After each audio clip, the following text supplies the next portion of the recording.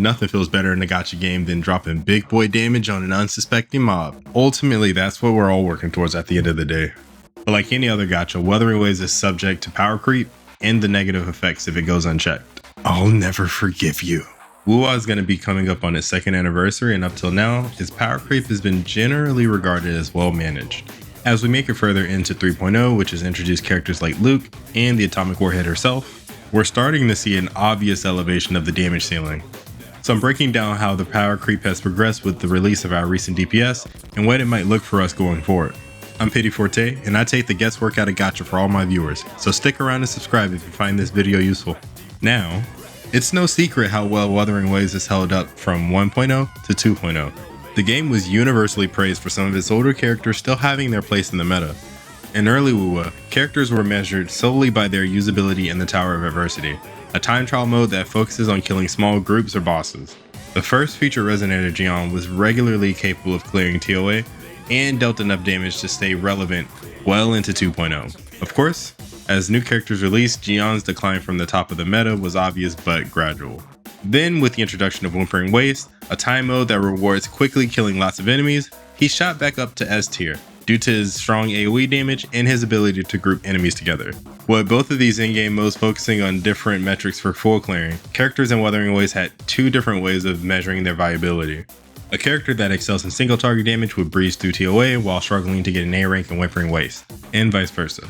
Some characters were strong enough in both areas that they'd be considered must pulls for any account that lacked in either modes. But generally, these modes were heavily considered with each release, and it really shook up the meta by giving weight to how damage was applied instead of just how much. So even when Gion is technically doing 70% less than a Galbrena, he's still relevant because of how he deals his damage. This was further emphasized by Kuro keeping HP inflation fairly steady. For anyone who's unfamiliar with what HP inflation is, it's just a term used to describe the rise of enemy HP to keep up with the increasing damage of newly released characters. So naturally, HP inflation and power creep go hand in hand. For early WoWa, Kuro seemed to combat this by establishing a power ceiling relatively early on after a major patch, and released characters dealt damage that was similar or slightly below this ceiling. This is all important to know because as we move into 3.0, I've noticed that the power creep that we're starting to see isn't purely a power creep of raw numbers from DPS, but more from a design philosophy standpoint from Kuro. Enter support power creep. Early DPS characters function more like standalone units without being overly reliant on one particular character to help them utilize any one part of their kit. Although it could be argued that the lack of depth in how the teammates would interact with each other was boring, it did make earlier characters a little more flexible than what we have now. For example, Carlotta preferred Jeje at the time of her release, but she isn't necessarily locked out of any areas of her kit if she doesn't have her. In a vacuum, this isn't good or bad, it's just one way to design characters.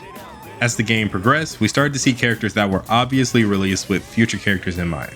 All normal for a gacha game, but Kuro made their intended direction clear with the release of Zani. Zani was released in 2.3, and she's still a powerhouse that's capable of pushing out the kind of damage that puts her on par with Cartithia. However, she was almost completely and utterly useless without Phoebe. All of Zani's damage was locked behind her ult, which was powered by Zani's teammates and their abilities to apply the Spectral Frazzle debuff. Without that debuff, she basically heals enemies whenever she hits them. This is a terrible way to design a character, and I believe Kuro received that message for the most part, because we haven't quite seen a character that works the way that Zani does since. Cardi did suffer from a similar issue if she didn't have Siakona on her team, but this was nowhere near as bad as Zani.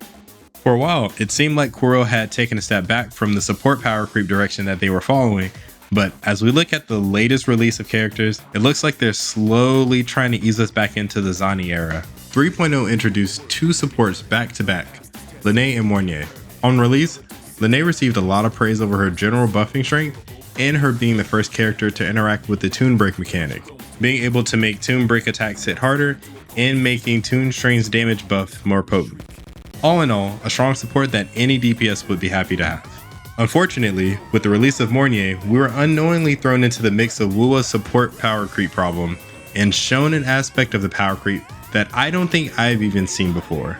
Mornier is a powerful support in her own right, giving offensive and defensive buffs, making her comparable to Shorekeeper, but A big damage buff in her base kit was locked away unless she had a teammate that was able to apply Toon Rupture or Toon Strain, and the only character that we had up to this point who was able to do that was Lene. So her best in slot partner for this support was another support, or you'd miss out on a pretty sizable damage buff. Not to mention, it seems like the new DPS characters are going to scale much harder with their preferred teammates than the older DPS did. For example, depending on the build and the attack rotation you use, not having a Lene on the team can cause Ameth to have anywhere from a 20% to 40% drop in her damage. On its own, this is a troubling direction to see the devs go in, especially if you didn't want to invest in a Mornier or any other support. But whatever, this happens every once in a while, it isn't the worst. The game is free, they need to make money, right? Well, let me talk to you about Ameth and her two forms. Toon Rupture Ameth misses a chunk of damage if you don't have Lene on the team, but it's still possible to build a team around this mode, and she can still use all of her kit to clear content.